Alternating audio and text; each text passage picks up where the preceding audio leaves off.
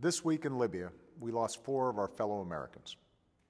Glenn Doherty, Tyrone Woods, Sean Smith, and Chris Stevens were all killed in an outrageous attack on our diplomatic post in Benghazi.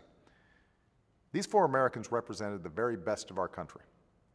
Glenn and Tyrone had each served America as Navy SEALs for many years, before continuing their service providing security for our diplomats in Libya. They died as they lived their lives, defending their fellow Americans and advancing the values that all of us hold dear. Sean also started his service in uniform in the Air Force. He then spent years at the State Department on several continents, always answering his country's call. And Ambassador Chris Stevens died a hero in 2 countries, here in the United States, where he inspired those of us who knew him, and in Libya, a country that he helped to save, where he ultimately laid down his life.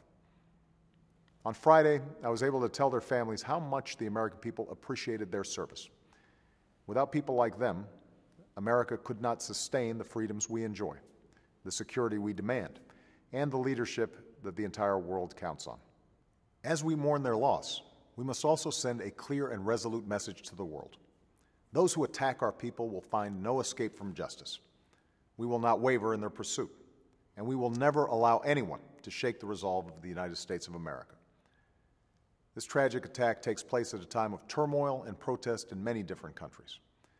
I've made it clear that the United States has a profound respect for people of all faiths. We stand for religious freedom, and we reject the denigration of any religion, including Islam. But there is never any justification for violence. There is no religion that condones the targeting of innocent men and women. There's no excuse for attacks on our embassies and consulates. And so long as I am Commander-in-Chief, the United States will never tolerate efforts to harm our fellow Americans. Right now, we are doing whatever we can to protect Americans who are serving abroad. We're in contact with the governments around the globe to strengthen our cooperation and underscore that every nation has a responsibility to help us protect our people. We've moved forward with an effort to see that justice is done for those we lost, and we will not rest until that work is done. Most of all, we must reaffirm that we will carry on the work of our fallen heroes. I know the images on our televisions are disturbing, but let us never forget that for every angry mob, there are millions who yearn for the freedom and dignity and hope that our flag represents.